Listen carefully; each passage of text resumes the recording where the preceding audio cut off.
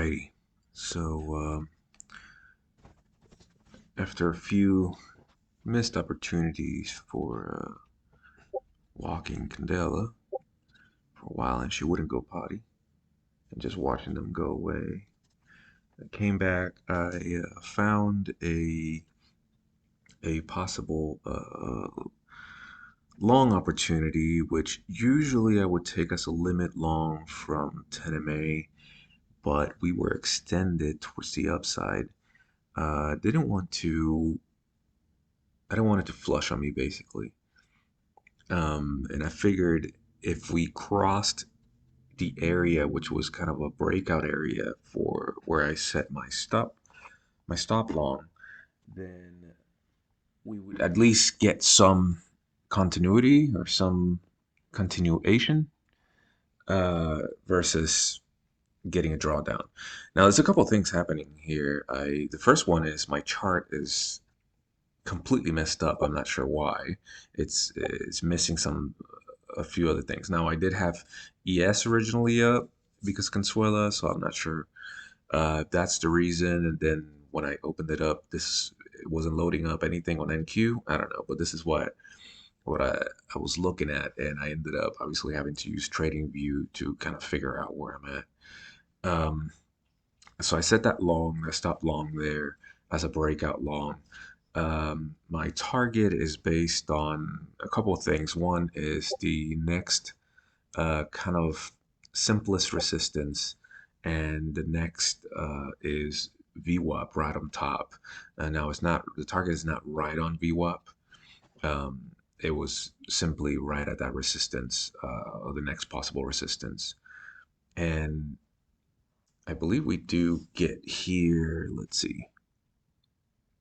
Again, these are all these videos. I just 5x them, um, so they're going pretty quick. You could tell I had the order in place for a while. So we go long. I set up my stop loss down here. We're doing it good. I mean, it's full breakout. We get a volume push. It's going well. I set stop loss to break even plus a little extra. And this is one of those situations where you have to kind of figure out if you're gonna just go ahead and take profit and get out, or let your trade play out. I prefer to let my trade play out, and should be okay with that break even, especially when I don't have an ATM, which I haven't been using. Especially on something like this, you can't really use an ATM on a stop buy because you will get stopped out pretty quick. You're expecting some sort of push against you. So yeah, I ended up I was way up there. It went up to maybe about 9:30 or so. And I hate even saying that because it just means that I can see the P&L, which is another kind of reason why anyone would want to take profit, is because you're looking at that P&L instead of letting your trade play out. Um, Obviously, in my case, I'm just kind of letting it play out. I prefer to do that. But anyways, that's a different topic. Over here, I do know we have a trend, and there's a possibility for that trend to kind of fall into the same situation where we want to set up. The trend is right under 10 MA, so it puts us in a weird spot where I can't enter as a limit order because as soon as we break the trend, we're going to fall. Now, this is what I consider kind of an A++ trade because we were also extremely extended on the upside. So we are so again, I'm expecting kind of a flush, but I don't know if I have enough time to be able to catch a limit, or even if that limit will be tested, which usually a limit would be on 10 MA.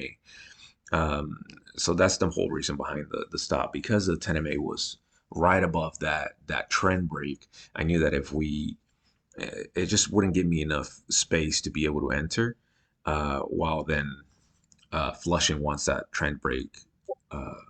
that trend breaks.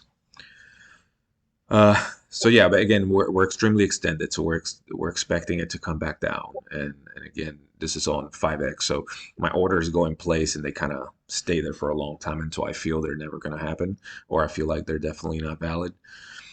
And over here, we're testing again, not only 10 MA, but we're testing that trend again. And I believe here we're breaking 10 MA and just testing the trend. Yeah. So again, this takes a little longer than what it seems like over here. And this would be my second trade. So if it was a loss, I consider break even a loss. So if it was a loss, I would be done for the day. If it was a win, I get a second. I mean, I get a third possibility for a trade. But I can't even remember the last time I took a third trade when that kind of situation happens. Um, and I think it has to do with the fact that I just at that moment, I don't know, I mentally don't want to take the loss and don't want to. Uh,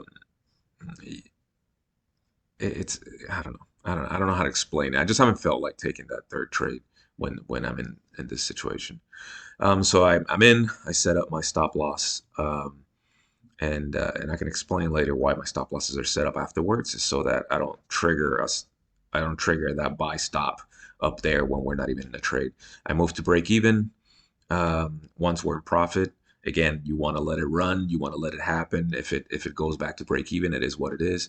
But we hit target, and then of course go ahead and cancel your trade. And that's about it. That's my trade, and that's the day. 2 trades.